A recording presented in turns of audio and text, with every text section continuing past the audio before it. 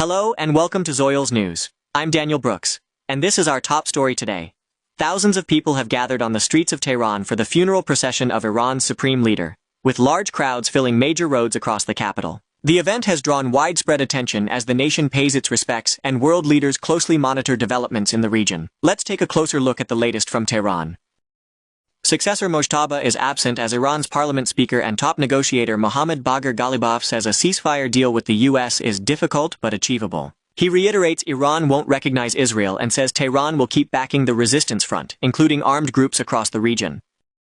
Indirect U.S.-Iran talks in Doha. Qatar made positive progress, according to Qatar's foreign ministry spokesperson Majed Al-Ansari. Another round is expected as soon as possible after the funeral procession's end.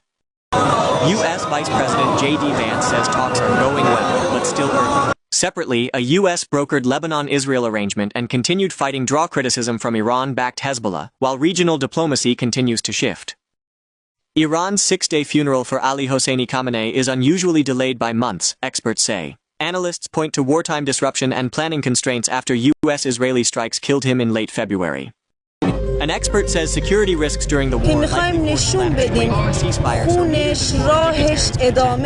Holding the funeral during Muharram adds powerful Shiite symbolism of sacrifice and martyrdom, shaping how the event is framed. The funeral differs from 1989. Khomeiни's events lasted 2 days, while this is 6 and includes travel beyond Iran. Khamenei is to be buried in Mashhad, and Ghalibaf again stresses the ceasefire is hard but possible while rejecting recognition of Israel and backing the resistance front. Ghalibaf says Iran's support can shift between missiles and negotiations, and frames avenging Khamenei as tied to liberation of Jerusalem. A 14-point Iran-US agreement sets a 60-day window on sanctions relief, nuclear issues and the Strait of Hormuz, as Tehran sees its largest funeral crowds yet. Hundreds of thousands of people gathered in Tehran, with many traveling from other cities to attend the procession. The event drew large crowds as participants expressed support for Iran's leadership and shared strong reactions to recent regional developments involving the United States and Israel. The atmosphere remained tense throughout the gathering. Authorities expect several million to attend as the casket moves through Tehran and is later taken to other cities in Iran and Iraq before burial in Mashhad. CNN reports from Tehran under government permission while maintaining editorial control. Mourners waved flags and held photos of the late leader as large crowds gathered for the procession. Participants expressed strong emotions and support during the event, while some attendees shared their reactions to recent regional developments. Coverage of the procession continued throughout the day. The funeral's third day continues in Tehran, with later processions expected in Qom and in Iraq before burial in the town he was born. Khamenei's son and reported successor Mojtaba has not appeared publicly since the airstrike that killed his father. From dawn, large crowds dressed in black filled central Tehran as vehicles carrying flag-draped coffins moved through the streets. Many mourners waved flags and gathered to pay their respects, while the procession reflected the nation's grief and the heightened emotions surrounding recent events. Former President Mahmoud Ahmadinejad's 2009 re-election led to widespread public demonstrations. Although he initially had the support of Iran's supreme leader, their relationship later deteriorated and his political influence declined. Reports also indicate he was injured earlier in the conflict, making this funeral procession his first public appearance since then. Former President Mahmoud Ahmadinejad attends the funeral, a rare public appearance after years of estrangement. His polarizing tenure and the 2009 Green Movement protests remain central to how many remember his political legacy. Khamenei is remembered in sharply opposing ways, revered by supporters as steadfast and inspirational, condemned by critics as a tyrant who crushed dissent and isolated Iran. Born in Mashhad in 1939, he became a cleric early, opposed the Shah, and was active in the 1979 revolution.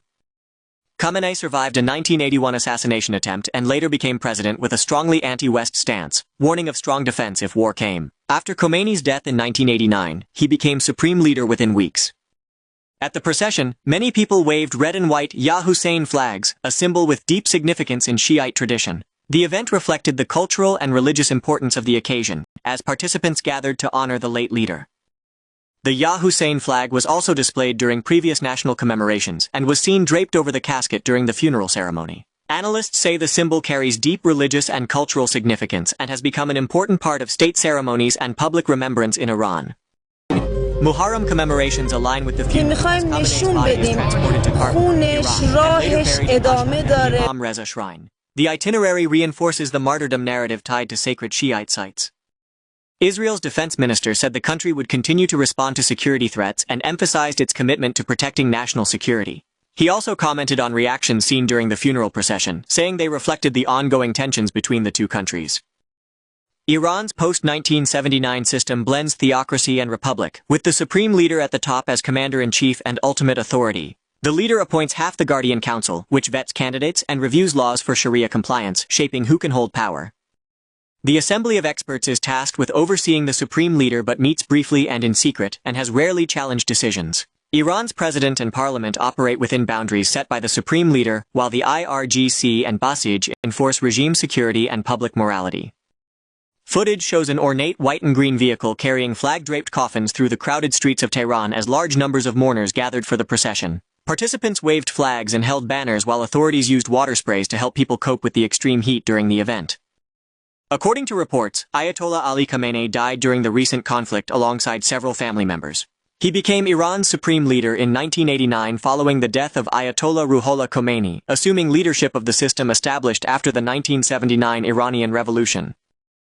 Khomeini's 1989 funeral drew an estimated 10.2 million, recognized by Guinness, and turned chaotic with a crowd crush and injuries. Reports describe mourners surging the coffin, forcing it to be airlifted away as authorities struggled to control the scene. At the procession, many mourners described Ayatollah Ali Khamenei as an important national figure and a symbol of unity.